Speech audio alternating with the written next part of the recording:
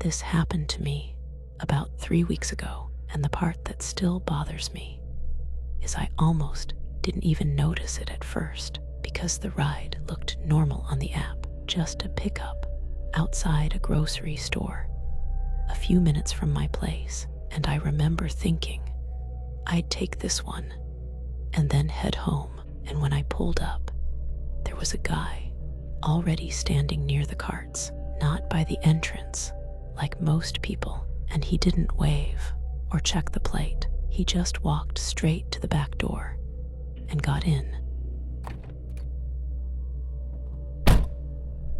And before I even asked for the name, he said, "Just drive, I'll tell you where." And I hesitated for a second because I usually don't do that, but I still started moving.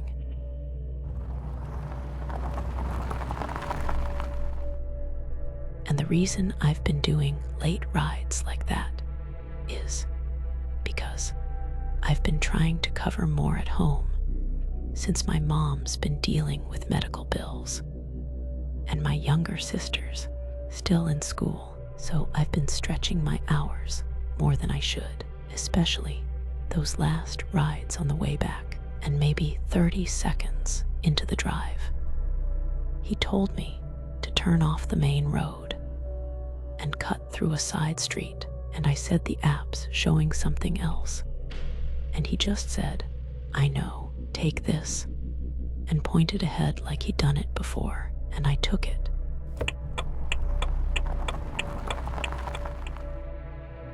Because it still felt like we were heading in the same direction. And then he told me to slow down.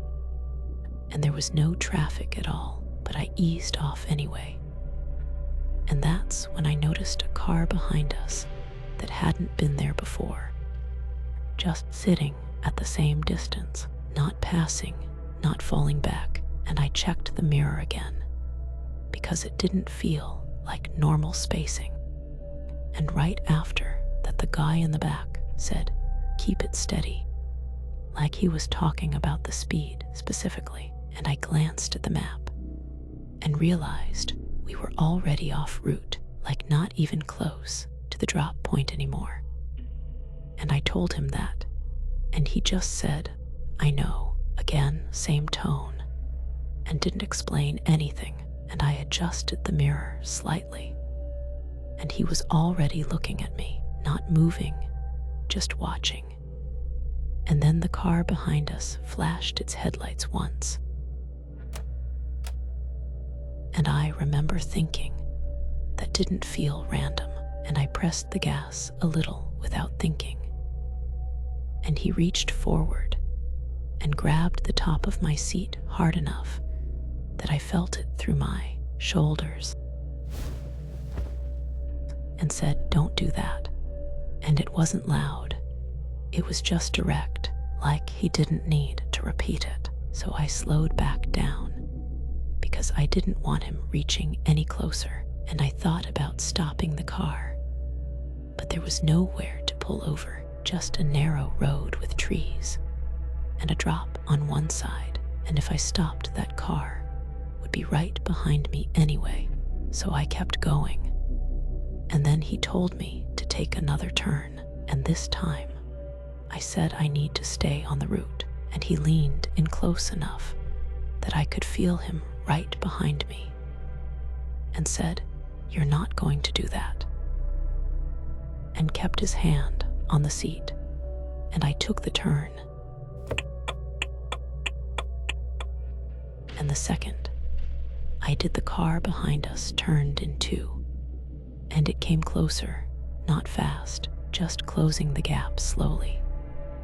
And then it shifted slightly toward my side, like it was trying to come up next to me, but not pass, just sit there. And that's when it actually hit me that they were trying to keep me between them, not just follow. And I reached toward my phone to try and hit something. And he said, "Leave it," like he was watching my hands the whole time, and tightened his grip again.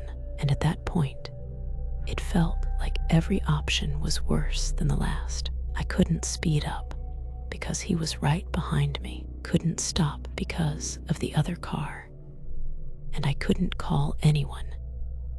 And I remember thinking, this is exactly how someone disappears. And we kept moving like that for maybe another minute.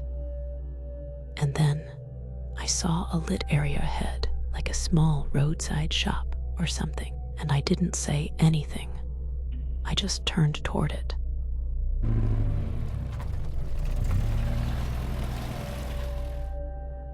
And the second I moved the wheel, he pulled the seat back harder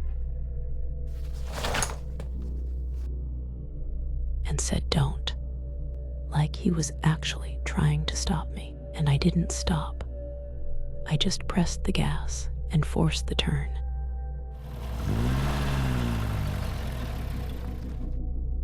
And the car next to us dropped back immediately, and the one behind kept going straight. And I pulled right up near the light and stopped the car.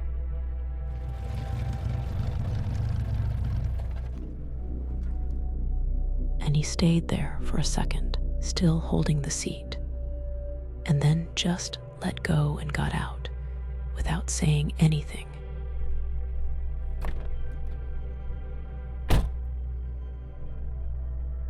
And walked off past the shop like it was nothing, and I didn't even look back. I just sat there with my hands still on the wheel for a bit. And when I checked the ride after, the destination wasn't the same as what I saw when I accepted it. And I haven't taken a ride that late since then, especially not ones that show up right when I'm about to go home.